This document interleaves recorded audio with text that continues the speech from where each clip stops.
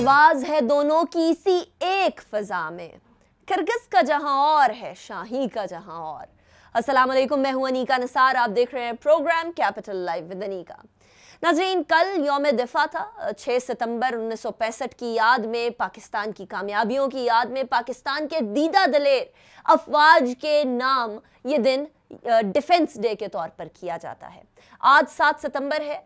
आज यौम फ़ज़ाइया के तौर पर इस दिन को मनाया जाता है और 8 सितंबर को बहरिया, यौम बहरिया या नेवी के डे के तौर पर पाकिस्तान में यादों को, उन यादों को जो कि कुर्बानियों की, जो कि जीत की, जो कि पाकिस्तान के दिफा के अज़्म की यादें हैं, उनको तरोताज़ा करने के लिए मनाया जाता है। आज ज़रा 7 सितंबर पर आते हैं। 7 सितंबर 1965 पाकिस्तान के हीरो MM आलम फ़ज़ा में परवाज़ करते हैं। अपने जहाज़, अपने लड़ाका तैयारे से 5 भारतीय किर्गिज़ों के जहाज़ गिरा देते हैं। ये 5 हॉकर हंटर्स जो हैं वो 1 मिनट के अंदर अंदर फना कर देते हैं। ये वर्ल्ड रिकॉर्ड MM आलम ने बनाया। और MM आलम से मेरी आज से चंद साल पहले, उनकी वफ़ात से कुछ साल पहले मुलाकात हुई। तबीयत उनकी बहुत नासाज थी, लेकिन उनका अज़्म उस टाइम पर भी वैसा ही था जो गालिबन उनका 1965 के टाइम पर होगा। MM आलम ने मुझे एक बात कही जो कि आज तक मुझे याद है, और वो ये कि हमारे नौजवानों को मुल्क की अहमियत बताओ, हमारे नौजवानों को ये बताओ कि ये कितनी बड़ी नेमत है। ये MM आलम जैसे शख्स का पैगाम मैं आज आपके सामने रख रही हूँ। आइए आज हम पाक फ़ज़ाइया को, पाकिस्तान एयरफोर्स को सलाम पेश करें। वो फ़ज़ाइया जो कि 1965 में भी चाको चौबंद थी। MM आलम जैसे जांबाज इस पाक फ़ज़ाइया में थे। वो फ़ज़ाइया जो 27 फरवरी 2019 को भी दुश्मन को धूल चटा गई। वो फ़ज़ाइया जो आज भी तैयार है और हमेशा तैयार रहेगी। मैं अपने मेहमानों का आपसे तारुफ करवाऊंगी। मेरे साथ आज स्टूडियोज़ में मौजूद हैं squadron leader Mohammad Zeeshan. Thank you so much squadron leader Mohammad Zeeshan, आपने ज्वाइन किया। It's a pleasure having you. इसके अलावा मेरे साथ मौजूद हैं फ़्लाइट लेफ्टिनेंट उस्मान अवैस। बहुत शुक्रिया फ़्लाइट लेफ्टिनेंट उस्मान अवैस, आपने हमें ज्वाइन किया। स्क्वाड्रन लीडर ज़ीशान, सबसे पहले मैं आपकी तरफ आऊँगी। 26 फरवरी 2019 भारत हमारी फ़ज़ाई सरहदों की खिलाफ वर्जी करता है। वो खिलाफ वर्जी करने के बाद आप लोगों के क्या एहसासात थे? हम लोगों ने जिस तरह से बदला लिया उनसे, 2 उनके जहाज़ गिरा दिए, हमारा कोई नुकसान नहीं हुआ अल्लाह ताला के करम से। क्या एहसासात थे, क्या जज्बात थे इस तमाम एपिसोड के बाद? हम सबसे तो पहले आपका बहुत शुक्रिया, आप लोगों ने हमें यहाँ पे मदऊ किया। 27 फरवरी वाकई में एयरफोर्स की इस मॉडर्न लाइफ का एक बहुत ही सुनहरा बाब है। Like any other air force in the world, we proved resilient, we proved equal to the task. और ये बात हमारे सबसे जो लोअर टियर था उससे लेकर सबसे अपर टियर तक इस बात को रियलाइज़ किया गया कि कोई कैसे हमारी फ़िज़ाई सरहदों की खिलाफ वर्जी कर सकता है। How can they penetrate into it? तो हमने उसका भरपूर जवाब दिया। वी वर केपेबल इन 65, जैसे आपने सर MM आलम का बताया। We were capable in 2019 and we will be capable even after 100 years, for eternity इंशाल्लाह। बिकॉज हमारे पास वो जज्बा जिहाद, वो शौक अपने मुल्क को सर्व करने का, अपनी धरती की हिफाजत करने का, ना सिर्फ मुझ में, ना मेरे से आने वाले जो पहले लोग थे उनमें है, और मेरे जो बाद में आने वाले लोग हैं उन तमाम लोगों में भी ऐसे ही मौजूद रहेगा। बिकॉज हम जब एयरफोर्स में शमूलियत इख्तियार करते हैं, हम यहाँ पे आते हैं, तो हमें डे 1 से इस चीज़ की ट्रेनिंग दी जाती है कि let it not be said we did not prove equal to the task. तो कोई भी ऐसा मरहला आए तो हम इसके लिए हर वक्त तैयार हैं। 2019 में भी they tried to penetrate our aerial defences and we gave them a befitting reply. Right, interesting. अच्छा, फ्लाइट लेफ्टिनेंट उस्मान, आप ज़ाहिर है डिफरेंट जगह पे पोस्टेड होंगे, स्क्वाड्रन लीडर ज़ीशान डिफरेंट जगह पर पोस्टेड होंगे। जहां आप पोस्टेड थे जब इंडिया ने हमारी फ़ज़ाई हुदूद की खिलाफ वर्जी की, तो वहाँ क्या एहसासात थे, वहाँ क्या फीलिंग्स थी? उधर के PF के तमाम लोग क्या सोच रहे थे, क्या चाह रहे थे कि किस तरीके से इसका रिप्लाई दिया जाए? उधर के एहसासात ज़रा बताइए। First of all ma'am, thank you so much for inviting us to this platform. And ma'am 26 को जब इंडिया ने एज़ यूजुअल वो यही काम करते हैं बेसिकली, कि हमेशा शब खून मारते हैं। हमेशा उनका यही एक रेटोरिक रहता है और उन्होंने 26 को भी सेम यही काम किया, थोड़ी देर के लिए आए थे, that was only about 2 to 3 minutes as it has been told by our DG ISPR, और टोटल 2 से 3 मिनट में आके उन्होंने एक अपने पेलोड ड्रॉप किए, और जैसे ही उन्होंने देखा कि आगे से रिटेलिएशन आने लगी है, फ़ौरन वापस फ़रार हो गए। उसके बाद हमारी पूरी एयरफोर्स में, स्पेशली इन माई स्क्वाड्रन, हर एक का यही जज्बा था कि we must retaliate, we must give them a blow back, ताकि उनके अंदर एक कॉन्फिडेंस बिल्ड ना हो जाए, सो दैट नेक्स्ट टाइम कुछ भी ऐसा हो और वो दोबारा से हमारे अंदर पेनिट्रेट कर जाएं। And that is exactly what we did the next day. तो आप लोगों ने 24 घंटे के अंदर अंदर हिसाब चुकता कर दिया, कोई आसरा ही नहीं दिया, कोई आपने उनको चांस ही नहीं दिया। 24 घंटे तो मैम आप ज़्यादा बता रही हैं। We were able to give them a reply within I guess 24 minutes, but we did it on choice of our place and our timing. हमने अपना हदफ और अपना वक्त खुद ही मुतय्यन किया। वो तो रात के अंधेरे में आए थे, लेकिन हमने दिन की रोशनी में उनको जाके ललकारा कि अगर कुछ कर सकते हो तो कर लो, हम आए हैं तुम्हारे शहर में, तुम्हारे मुल्क में, and they were nowhere to be seen. बाकी जो हुआ उसके बाद, जो जहाज़ गिराए गए, वो हालात सारी दुनिया के सामने हैं। अच्छा, ये जो जज्बा है, ये वलवला है, ये जोश है, ये क्या इंडक्शन के टाइम पर इसके बारे में कोई स्पेसिफिक ट्रेनिंग्स होती हैं? बिकॉज ऑब्वियसली जब आपने डिसाइड किया है कि आप फ़ौज में आएंगे तो एक जोश और जज्बा तो आपके जहन में ऑलरेडी होगा, लेकिन एक आम शहरी के जहन में या एक आम शहरी का जो जोश होता है, वैसे तो हर पाकिस्तानी कटने मरने को तैयार है पाकिस्तान के लिए, लेकिन जो जज्बा मुझे पीएफ के लोगों में, आर्मी के लोगों में, नेवी के लोगों में नज़र आता है वो अलग ही होता है। क्या ट्रेनिंग का हिस्सा होता है ये जज्बा इंड्यूस करना? हम पाकिस्तानियों की जहाँ तक बात की जाए तो मेरे ख्याल में इस कौम का हर बच्चा इस जोश और वलवले से लबरेज है। लेकिन जब आप आर्म फोर्सेस ज्वाइन करते हैं तो then you start to realise कि हम एक बहुत ज़्यादा अमीर मुल्क नहीं है। We have very much scarcity of resources. हम अपने ऊपर इन्हिसार करते हैं।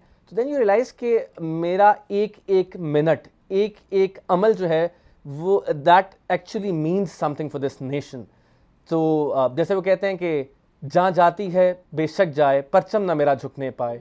तो फिर आप रियलाइज़ करते हैं कि इस कौम ने अगर मुझ पे इतना इन्वेस्ट किया है, मुझ पे इतना ट्रस्ट किया है, तो I should pay them back. ऐसा कोई मौका आना ही नहीं चाहिए कि इस कौम को ये लगे कि हम इसकी हिफाजत नहीं कर सकते।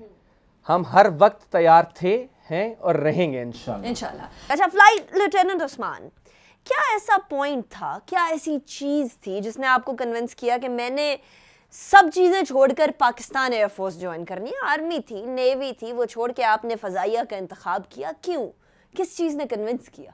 मैम, इनिशियली मेरे ख्याल में हर इंसान का एक यही ख्वाब होता है कि वो जब भी किसी परिंदे को देखता है, फॉर दैट मैटर, और किसी भी जहाज़ को देखता है, तो वो अमेज़ होता है कि मतलब अमेजमेंट उसमें एक नज़र आती है कि यार how are they doing this, मतलब क्या है इसमें, ऐसा ख़ास बात क्या है, और एक मोटिवेशन बंदे के अंदर आती है, I want to do this.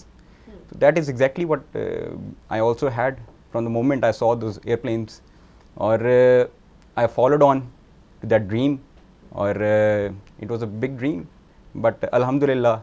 अच्छा, उसके बाद जब सारे मरहले गुजर गए, आपकी सिलेक्शन हो गई, सारे जितने इम्तहानात होने थे और बाकायदा आप एयरफोर्स का हिस्सा बन गए, वो एहसासात कैसे थे, वो फीलिंग कैसी थी? It was euphoric, to be precise. It was euphoric, but as you all know, this life is also very demanding. It is a very demanding task. लेकिन इसी demanding task के साथ आपको बीच में motivation भी आती है, इसी में आप enjoy भी करते हैं, और इसी में थ्रिल है। डिमांडिंग टास्क के साथ आपको थ्रिल मिलेगा, वरना आपको कहीं भी नहीं मिलेगा thrill. The more the risk the more the return. Squad leader Zeeshan, आपको किस चीज़ ने कन्विंस किया कि आपने इकबाल का शाहीन बनना है, आपने फ़ज़ाइया में जाना है, और अगली ज़िंदगी जो है आपकी सारी की सारी would be dedicated to PF? क्योंकि आप लोगों के यहाँ तो ये चीज़ भी मशहूर है ना कि आपका असल घर आपका ससुराल बन जाता है और मैका आपका जो होता है वो एयरफोर्स होता है। What convinced you? जब मैं छोटा था तो मेरी वालदा मुझे बताती हैं कि मुझे जहाज़ों का काफ़ी शौक़ था। मैं अक्सर औकात पेपर प्लेन्स बना के उड़ाया करता था। तो once I was doing my higher education, तो then it creeped into me कि I had to do something for my nation.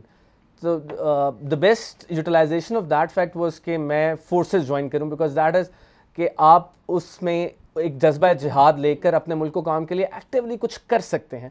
मेरा मानना है कि हर पाकिस्तानी अपनी किसी ना किसी कैपेबिलिटी और कैपेसिटी में इस मुल्क को काम के लिए कुछ ना कुछ कर रहा है, लेकिन पाक फ़ौज जो है वो इसके फोर फ्रंट पे होती है कि खुदा ना खास्ता if you are not secure actually you can not exist. तो security is the base line of the existence of any nation. तो बस इसी चीज़ ने मुझे मजबूर किया कि मैं आर्म फोर्सेस ज्वाइन करूँ, और स्पेसिफिकली एयरफोर्स, बिकॉज जब आप देखते हैं जहाज़ों को उड़ते हुए तो एक अजीब किस्म का जोश और वलवला आपके अंदर पैदा होता है। दैट आई एक्चुअली फेल्ट जब आप एक्चुअल में फ्लाई करते हैं। तो डजंट मैटर्स कि आप किस स्टेज पे हैं, आप ट्रेनिंग में हैं, आप कौन सा जहाज़ फ्लाई कर रहे हैं, वो जो टेस्ट ऑफ फ्लाइट है ना, वो आपको एक अलग ही दुनिया में ले जाता है आपको। अच्छा, अब जरा JF-17 थंडर की बात करते हैं। JF-17 थंडर पाकिस्तान का खुद इन्हिसारी की तरफ एक बहुत अहम संग मील था। पाकिस्तान एक ऐसा मुल्क जो कि टेररिज्म से जिसने निबरदाजमा हुआ, जो बड़े मुश्किल मसाइल से दो चार रहा, वो खुद इन्हिसारी की तरफ जाए तो एक और भी ज़्यादा सेंस ऑफ प्राइड होता है। JF-17 थंडर हम खुद भी इस्तेमाल कर रहे हैं, हमने बहुत सारे ममालिक को बेचा भी है, और सिर्फ उसका फिजिकल साइड नहीं, उसका सॉफ्टवेयर साइड, हार्डवेयर के साथ साथ सॉफ्टवेयर के अंदर भी हम खुद इन्हिसारी तकरीबन हासिल कर चुके हैं। कैसा महसूस होता है being from an organisation, the prestigious organisation, जो कि पाकिस्तान को सेल्फ रिलायंस की तरफ लेकर जा रही है, JF-17 थंडर जैसा एक तैयारा बनाकर? Ma'am, it is a blessing, और ये बहुत बड़ी बात है कि एक जिस मुल्क में इतनी स्केर्स रिसोर्सेज हों, जिसके पास बहुत पॉवर्टी हो, वो किसी और से अपने सारे डिफेंस के जितने भी अपने आर्मामेंट्स हैं वो ख़रीदता हो, वो अपना एक इस तरह का एडवांस सिस्टम बना ले, बहुत बड़ी बात है। और इसको आप इस तरह से गेज कर सकते हैं कि आप यूरोप में जाके देखें, बहुत सारी यूरोपियन कंट्रीज़ जो कि बहुत एडवांस्ड हैं टेक्नोलॉजिकली, इकोनॉमिकली, वो अभी तक अपने जहाज़ नहीं बना सके, और पाकिस्तान ने ये वाला फीट सर अंजाम दे दिया है। So it is a big blessing for us, और it is a thing to be very proud of. Right. अच्छा, अब ज़रा ख़वातीन फाइटर पायलट्स की बात करते हैं, क्योंकि मेरे लिए बड़ा इंपॉर्टेंट क्वेश्चन इसलिए है बिकॉज हर शोबे के अंदर ख़वातीन मर्दों के साथ साथ काम कर रही हैं, और अभी से नहीं कर रही, तो बड़े अरसे दराज से पाकिस्तान के अंदर खेतों के अंदर ख़वातीन उसी तरीके से मेहनत करती थी जिस तरीके से मर्द करते थे। लेकिन अब मुल्क को कौम के दिफा के फोर फ्रंट के ऊपर, फ्रंट लाइंस के ऊपर भी ख़वातीन आने लग गई हैं। फाइटर पायलट्स हैं पाकिस्तान एयरफोर्स में फ़ीमेल, जो कि कई ममालिक में नहीं हैं। बहुत सारे ऐसे ममालिक हैं जो कि वैसे बड़े तरक्की याफ्ता और बड़े ओपन माइंडेड है, but they don't have fighter pilots. कैसा महसूस होता है ख़वातीन को फाइटर पायलट्स के तौर पर देखकर, उनके जज्बे को देखकर? बल्कि माशाल्लाह आई एम वेरी प्राउड कि इस कौम की बेटियां बहनें जो हैं, they coming forward for the defence of this country, they are equal to the task. वो हमारे बिल्कुल छाना बछाना उनकी ट्रेनिंग होती है, वो भी तमाम उन्हीं अदवार से गुज़रती हैं जिनसे हम गुज़रते हैं, और उनको देख के हमारे जोश व वलवले में एक और इंच इजाफा हो जाता है कि अगर एक ख़ातून इस तरह परफॉर्म कर रही हैं तो हमने इनसे बेहतर करना है। तो उनको देख के बाकी जो हमारे मुल्क की ख़वातीन हैं, बहनें बेटियां हैं, वो भी बहुत मोटिवेट होती हैं। तो it is all a very positive sign for this nation के we are all together coming up in order to safeguard this motherland. Right, चलिए इसी पॉइंट पे मैं ब्रेक की तरफ जाऊंगी। ब्रेक की तरफ जाते हैं नाजरीन। पाकिस्तान एयरफोर्स, पाकिस्तान की अफवाज हमारे दिफा के लिए हमेशा चाको चौबंद है। अब हमारा काम ये है कि हम जो कर रहे हैं, जो हमारे अपने टास्क्स और जॉब्स हैं पाकिस्तान के लिए, वो ईमानदारी से करें ताकि मिलकर पाकिस्तान को आगे बढ़ाया जा सके। यौम फ़ज़ाइया का खुसूसी प्रोग्राम जारी है। मैं ब्रेक की तरफ जाऊंगी, ब्रेक के बाद वापस आएंगे, उसके बाद फिर शो को कंटिन्यू करेंगे।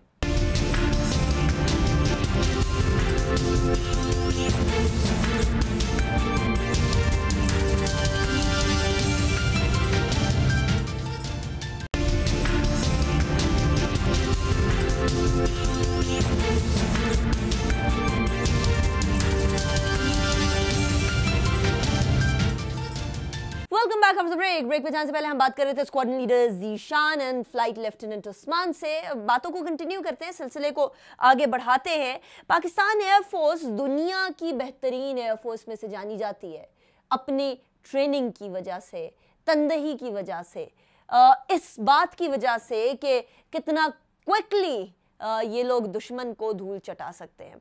तो अब सवाल ऑफ कोर्स इसके बाद फिर ये आता है कि क्या रिस्पांस टाइम होता है जब पता चले कि दुश्मन आपकी सरहदें पार कर रहा है। रिस्पांस टाइम क्या होता है, प्रिपेयर्डनेस कितनी होती है, कितना क्विकली एक जो फाइटर पायलट है वो ज़मीन से फ़ज़ा तक पहुंच जाता है। मैम वैसे तो हम हर वक्त एवर रेडी स्टेट में होते हैं।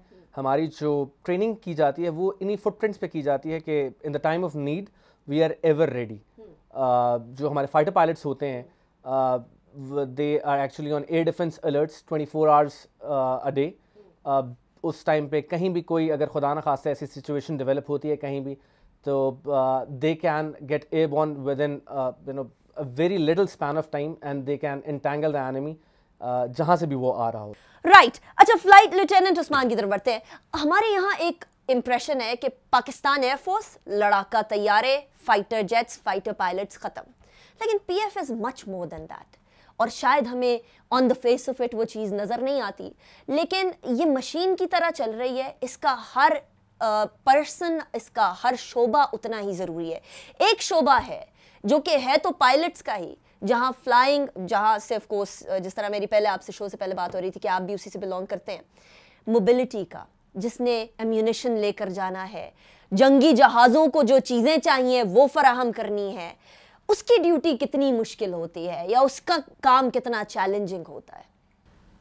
मैम आई वुड से कि it is equally tough because हमारी जितनी भी ड्यूटीज़ हैं वो इन पीस टाइम रोल और in war time role both हमारी सेम ड्यूटीज़ रहती हैं और उतनी ही टफ होती हैं, क्योंकि during peace time for example there is any kind of earthquake और फ्लड्स और एनीथिंग, तो हम फ़ौरन से यहाँ से जितनी भी इमदाद होंगी, जितनी भी मेडिकल सर्विसेज होंगी हम प्रोवाइड करेंगे। और ड्यूरिंग वॉर टाइम और even during the exercises phase जितनी भी एम्यूनिशन मूवमेंट है, पर्सनल मूवमेंट है या स्ट्रेटिजिक जितने भी एसेट्स होते हैं उनकी मूवमेंट सारी एयर मोबिलिटी कमांड संभालती है। राइट तो ये अच्छा खासा चैलेंजिंग काम है, रातों को आपको ये भी नहीं सोने देते। एयर मोबिलिटी फ्लीट जो है basically this is the backbone of operations. Operations they cannot sustain without the air mobility in its all scope. Air mobility of Pakistan Air Force, it's very agile and it's not only limited कि हम सिर्फ पाकिस्तान के sphere में operate करते हैं, it is a national asset. जब भी आपने सुना हो दुनिया में कोई क्लामिटी आती है, हमारे किसी बरादर मुल्क को ज़रूरत पड़ती हो, पाकिस्तान के अंदर कोई ऐसी आफत आ जाए कि जिसके लिए बाहर से कोई आमतौर साजो सामान की ज़रूरत पड़ती हो, तो it is the air mobility fleet which is at the four front. जंग शुरू होने का पहला एलिमेंट, जब जंग शुरू भी नहीं हुई होती तब air mobility it's actually on its move. We are the first one into the battlefield and we actually are the last one out, because once the battle is over we actually have to move all the things back to its place. Right तो of course Pakistan air force का हर शोबा उतना ही important है, सारे के सारे एक दूसरे को कॉम्प्लीमेंट कर रहे हैं, जिस तरीके से एक मशीन में हर कॉग एक दूसरे को कॉम्प्लीमेंट कर रहा होता है। फ्लाइट लेफ्टिनेंट उस्मान, जंग के लिए तैयार रहना, हर वक्त तैयार रहना कोई आसान काम नहीं है। उसके लिए क्या तैयारी की जाती है जब जंग नहीं भी है, अमन के दौर में कैसे मेक श्योर किया जाता है कि अगर खुदा न खास्ता किसी टाइम पर जंग लग जाती है तो उसके लिए हर शख्स, हर शोबा तैयार हो? How does that get ensured? Ma'am जैसे कि सर ज़ीशान ने पहले भी इस बारे में ज़िक्र किया था, हमारे एक जितनी भी फाइटर बेसेस हैं वहाँ पे होता है एक ADA, एयर डिफेंस अलर्ट। वहाँ पे हमारे जितने भी फाइटर पायलट्स होंगे इनका एक स्क्वाड्रन का एक सर्टेन अमाउंट ऑफ पर्सनल वहाँ पे डिप्लॉयड होंगे एट ऑल द टाइम्स 24/7 365। और जब भी कोई हमें ज़रूरत पड़ेगी, कोई भी इंट्रूजन होगी किसी भी साइड पे, हमारे बॉर्डर के एरियल बॉर्डर के किसी भी साइड पे इंट्रूजन होगी, वहाँ से फ़ौरन से टेक ऑफ करेंगे वो और वहाँ पे जाके उनको इंगेज करेंगे वो। So this goes on in this way. और similarly in air mobility there is the same kind of not exactly an air defence alert, but we have stand by crew available in our squadrons at all the times in our bases, और जब भी ज़रूरत पड़ती है, कोई calamity हो जाए for that matter, या कोई भी इमरजेंसी आ जाए, तो फ़ौरन से हमारे जहाज़ हवा में। राइट, मैं यही सवाल जो है स्क्वाड्रन लीडर ज़ीशान से भी करना चाहूँगी। प्रिपेयर्डनेस कैसे मेक श्योर की जाती है? मैम, इसमें the more you train hard the less you sweat in war. तो हम अपनी ट्रेनिंग एयरफोर्स जो है उसके ऊपर बहुत ज़्यादा फोकस रखती है। तो हमारी ट्रेनिंग ही इन पैरामीटर्स पे होती है कि हम हर वक्त तैयार रहें। ड्यूरिंग पीस टाइम हम हर वो मिशन सिमुलेट करते हैं कि जो हमें जंग के दौरान ज़रूरत जिसकी पेश आ सकती है। हम दुश्मन की इंटेलिजेंस रखते हैं, हम उसके तमाम जितने भी उसकी मूव्स हैं उनको पहले से हमने प्री प्लान किया होता है। उसके मुताबिक हम अपनी ट्रेनिंग्स मॉडिफाई भी करते रहते हैं। अगर उसके पास कोई नई कैपेबिलिटी आई है तो हम भी अपनी टैक्टिक्स मॉडिफाई करते रहते हैं। तो इसलिए जब हम अपने आप को तैयार रखते हैं तो once we are in a war, actually it seems like that it is again a kind of a practice mission for us. Right, अच्छा चलें, अगर हमारा दुश्मन कोई शरारत करने की कोशिश करता है तो उसको क्या पैगाम देंगे? 2019 27 फरवरी आप सबके सामने है। हम तब भी तैयार थे, हम आज भी तैयार हैं। आप आज भी आके देख लें, हम आज भी आपको ज़बरदस्त किस्म की चाय पिलाएंगे। अच्छा, हमारी ज़बरदस्त चाय तो पूरी दुनिया में मशहूर हो गई है ना। अब तो वो लोग जिनका पाकिस्तान से कोई लेना देना भी नहीं है वो भी टी इज़ फैंटास्टिक का राग अलाप रहे होते हैं। लेकिन फ्लाइट लेफ्टिनेंट उस्मान, जिस टाइम पर इंडिया ने हमारी फ़ज़ाई हदूद क्रॉस की, उस टाइम पर तो बड़ा इस्तराब होगा ना कि ये क्या हो गया, इनको तो फौरी तौर पर जवाब दिया जाए, जैसा पूरी कौम का भी ये एहसास था। लेकिन जब हमने जवाब दिन की रोशनी में उनको दे दिया और उनको बता दिया कि अगर ज़रा एक आधा इंच इधर उधर होता तो फिर और भी नुकसान हो सकता था, जब हमने अभिनंदन का और उनके 2 जहाज़ गिरा दिए और अभिनंदन को पकड़ लिया, फिर क्या एहसासात थे? फिर उसके बाद हम लोगों ने उसको वापस भी भेज दिया कि ले जो हमने करना था हमने कर लिया, अब इसको आप अपने पास रखें। तो तब क्या एहसासात थे पीएफ में, पाकिस्तान एयरफोर्स के लोगों में, जवानों में, ऑफिसर्स में?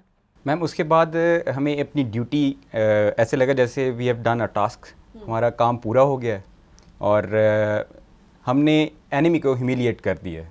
They know their place, they know there worth, और वो अब दोबारा इस तरह की कोई हिम्मत नहीं करेंगे, दोबारा हमें वो चैलेंज करें।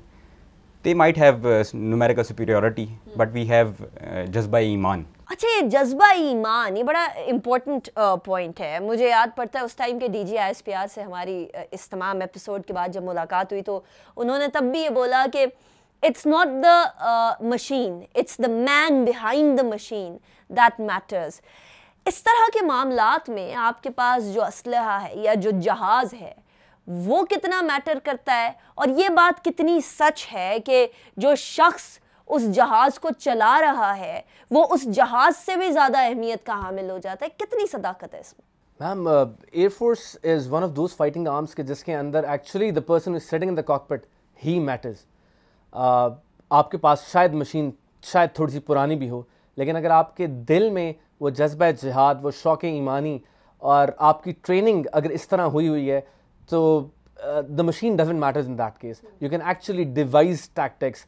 65 की वॉर, 71 की war, they are testament to this fact कि हमारे पास उस टाइम भी सामान पुराना था, न्यूमेरिकल सुपीरियरिटी हमारे दुश्मन के पास थी, लेकिन हमने फिर भी अपनी टैक्टिक्स ऐसे डिवाइस की कि हमने अपने दुश्मन को नाको चने चबवा दिया। अच्छा, अभी भारत जो है वो राफेल लेकर बड़ा खुश है, और of course it all comes down to, if it all comes down to man behind the machine, तो क्या अभी भी भारत हमारी ट्रेनिंग की और टेक्निकल सुपीरियरिटी का मैच कर सकता है? I don't think so. At present, Pakistan Air Force in specific has already, they have devised tactics how to counter the adversaries. जिस तरह वो अपने आप को इस टाइम पे बढ़ा चढ़ा के पेश कर रहे हैं, बात ऐसी बिल्कुल भी नहीं है। चाहे कि उनके पास अभी मॉडर्न टेक्नोलॉजी का एक ढंढोरा पीटने को आ गया है कि उनके पास एक लेटेस्ट जहाज़ आ गया है, लेकिन हमारा JF-17 थंडर, सबसे बड़ी बात कि हम उसके ऊपर इंडिजिनस काम कर रहे हैं। We know its capabilities. Rafale India ने लिया तो है but it is actually being manufactured by a third party. उनको उस तरह उसके ऊपर अबूर हासिल नहीं होगा, हो भी नहीं सकता। जो चीज़ हमने खुद बनाई है, और इंशाल्लाह in coming years JF-17 fleet is going to lead air force in every sphere of this nation. अच्छा, F-16 के बराबर या एक कदम आगे? आई होप सो, इंशाल्लाह। F-16s, देखिए मैम, हर एक एलिमेंट का अपना एक रोल है। F-16s they are very important, JF-17s they are very important. तो साइड बाय साइड ये सब चलता रहेगा, but as a combination of all these things we are still ahead of them. Right. अच्छा, फ्लाइट लेफ्टिनेंट उस्मान, मैंने ये बहुत ज़्यादा फौजियों से सुना है कि चाहे वो कोई भी फौज हो, कि जो आपके इर्द गिर्द के साथी होते हैं वो आपके घर वालों से भी ज़्यादा अहम हो जाते हैं और वो आपके घर वालों से भी ज़्यादा आपके करीब हो जाते हैं। क्या ये बात दुरुस्त है? मैम, ये बिल्कुल दुरुस्त है, और इसकी जो सबसे इम्पॉर्टेंट रीज़न है वो ये है कि because we are together from academy, और हम इकट्ठे ही एक जगह पे 24 आवर्स इकट्ठे रहते हैं, और गम में, खुशी में इकट्ठे होते हैं। फैमिली के साथ भी तो यही है। एक सिविलियन के लिए शायद ये समझना बड़ा मुश्किल है, क्योंकि फैमिली के साथ भी तो बंदा 24 घंटे रह रहा होता है, बचपन से होता है, पैदा भी वहीं हुआ होता है, बड़ा भी वहीं हुआ होता है। तो कैसे हो सकता है कि आपके जो इर्द गिर्द के लोग हैं वो कैसे आपकी फैमिली से भी ज़्यादा ज़रूरी बन जाते हैं? उसकी मेन रीज़न ये है कि जो हम ट्रेनिंग करते हैं उसमें बहुत टफ़ टाइम दिया जाता है, और ड्यूरिंग टफ़ टाइम जो इंसान आपके साथ इतना टाइम गुजारता है उसमें आपको सपोर्ट करता है, because we support each other during that tough time, during the academy specifically. तो उसमें आपका जो एक बॉन्ड डेवलप होता है अपने कोर्समेट्स के साथ, अपने दोस्तों के साथ, दैट इज़ अनब्रेकेबल। और समटाइम्स आई वुड से कि वो अपनी फैमिली से ज़्यादा आपको इम्पॉर्टेंट आपके लिए हो जाता है, और उससे ज़्यादा ऊपर चला जाता है अपनी फैमिली के बॉन्ड से। और ऑफ कोर्स वो कॉज भी एक होता है कि मुल्क को बचाना है, मुल्क का दिफा करना है, तो वो of course that I am sure unites you as well. अच्छा, कोई एकेडमी का वाकया जो आपने सोचा हो कि अल्लाह ना करे ये दोबारा फेस करना पड़े, अल्लाह ना करे ये दोबारा हमारे सामने आए? हम एकेडमी के टाइम काफ़ी मुश्किल होता है, but it is always a memorable time. Academy में गुजारे गए हर लम्हा बेसिकली आपको उस टाइम पे तो लगता है कि शायद ये कभी ख़त्म ना ख़त्म होने वाला टाइम है, ये कब ख़त्म होगा। लेकिन that is actually where we get trained, कि जब हमने कल को टाइम कंप्रेस इन्वायरमेंट्स और मुश्किल हालात में ऑपरेट करना है, तो हमारी ट्रेनिंग उसी दौर से इस तरह की जाती है। तो एकेडमी की रूटीन थोड़ी सी टफ़ होती है मैम। जब आप वहाँ जाते हैं तो सुबह को क्लासेस, फिर जनरल सर्विस ट्रेनिंग, परेड्स वगैरह, स्पोर्टिंग एक्टिविटीज़, उसके साथ पढ़ाई भी चल रही है, तो मुश्किल होता है थोड़ा सा, बट ये इसका फ़ायदा आपको you feel it later on. Right. अच्छा, एक और सवाल कि 20-22 करोड़ की आबादी, पूरा मुल्क आप पर अपनी सेफ्टी एंड सिक्योरिटी के लिए रिलाय कर रहा है। ये एक बहुत बड़ी रिस्पॉन्सिबिलिटी है, बहुत भारी जिम्मेदारी है। ये जिम्मेदारी आपको एज अ पर्सन कैसे तब्दील करती है? जिस तरह आप बात कर रही हैं, एग्जैक्टली हम भी टीनेजर से जब हमने एयरफोर्स ज्वाइन की बैक इन एकेडमी, उसके बाद बंदा उस वक्त इमेच्योर होता है। उसके बाद सर्टेनली जब आप फ्लाइंग में आते हैं और आपको फील होता है that you have been given an aircraft that is very expensive, और हमारे एक्सचेकर पे और मतलब बजट पे बहुत हैवी है ये, और जब आपको फील होता है कि you are responsible solely for that aircraft, तो बंदे पे काफ़ी एक मेच्योरिटी आ जाती है, और उसका एक एटीट्यूड चेंज हो जाता है towards service, towards your general life, और आप फील करते हैं कि now I am not a teenager any more. तो ऑब्वियसली यानी टीनेजर्स के अंदर ही आप लोग सुपर मैच्योर हो जाते हैं, इन अदर वर्ड्स बूढ़ी रूह आ जाती है। अच्छा, स्क्वाड लीडर ज़ीशान, अगर आपको कहा जाए कि आप एयरफोर्स के बजाय कोई और प्रोफेशन चूज़ कर लें, तो क्या आप कोई और प्रोफेशन चूज़ करेंगे या नहीं? मैम, अगर मुझे 10 ज़िंदगियाँ मिलें तो मैं 10 की 10 बार एयरफोर्स ही ज्वाइन करना चाहूँगा, और अगर मुझे मौका मिला और अल्लाह ने मेरी किस्मत में लिखा हुआ, तो इससे बड़ी कोई सादत नहीं कि इस मुल्क कौम के लिए मेरी जान, मैं जाम शहादत नोश करूँ, इस मुल्क कौम के लिए मेरी जान निछावर हो। हमारे बुज़ुर्गों ने 1965, 1971 की वॉर में हमारे लिए वो एग्जाम्पल्स सेट कर दी हैं। उस टाइम पे उनको अपनी जान की परवाह नहीं होती थी। The only thing that mattered for them कि इस मिट्टी की आंच पर इस मिट्टी पर एक आंच नहीं आनी चाहिए। उन्होंने अपना तमाम चीज़ें इसके लिए कुर्बान कर दी। तो वो जज्बा हमें आज भी मोटिवेट करता है। लेकिन जहाँ पे मैं एक बात अपने दुश्मन को स्पेशली बताना चाहूँगा कि हम इस मुल्क कौम के लिए ख़ुद तो जान कुर्बान करना चाहते हैं, लेकिन यकीन मानिए हम आपको आपके मुल्क पर कुर्बान करने में ज़्यादा खुश हैं। A patriot is not a person who actually dies for his country. He's a person who actually makes the other idiot die for his country. अच्छा, this is a very interesting reply कि हम जिंदा रहकर दुश्मन को दुश्मन के मुल्क के ऊपर कुर्बान कर देंगे। आपसे मैं चाहूँगी कि यहाँ तो दुश्मन के लिए क्या पैगाम था वो तो हो गया, आप बताएं कि कौम के लिए, पाकिस्तानियों के लिए क्या पैगाम है आपका? Ma'am, I would like to say to my nation के you have to stay strong. आप हमारे अंदर भरोसा रखें और आप जिस भी स्फेयर में हैं, जिस भी सर्विस में हैं, अपना काम आप सही तरह से अंजाम दें। इंशाल्लाह हम आपकी हिफाजत के लिए यहाँ पे मौजूद हैं और आप पे कोई मैली आँख हम नहीं आने देंगे। और आई वुड लाइक टू से sleep tight, PF is awake. Sleep tight, PF is awake, ये पैगाम है PF का आप तमाम लोगों के लिए, तमाम पाकिस्तानियों के लिए। Thank you so much squad leader Zeeshan, आपने हमें ज्वाइन किया। Flight lieutenant Usman, thank you so much for joining me in the show, it was a pleasure having both of you. नाज़रीन, पाकिस्तान एयरफोर्स पाकिस्तान के लिए बाइस फ़ख्र है, बाइस फ़ख्र पहले भी थी और आगे भी रहेगी। इसीलिए हम तमाम को एक बात को इंश्योर करना है और वो ये कि जिस पाकिस्तान का ये लोग दिफा कर रहे हैं, हम उसकी बुनियादें मजबूत करें। और वो बुनियादें तभी मजबूत हो सकती हैं जब हर फर्द कौम के लिए काम करना शुरू कर दे, इनफरादियत के लिए नहीं। क्योंकि अल्लामा इकबाल ने जहाँ शाहीन की बहुत ज़्यादा अपने अशार में तारीफ़ की, वहाँ ये भी बोला कि हर फर्द है मिल्लत के मुकद्दर का सितारा। तो इस मिल्लत के मुकद्दर का सितारा बनिए, अपने काम को तंदही से करिए और पाकिस्तान की बेहतरी के लिए करिए। अनीका निसार को इजाज़त दीजिए, अपना बहुत ख्याल रखिए। पाकिस्तान जिंदाबाद।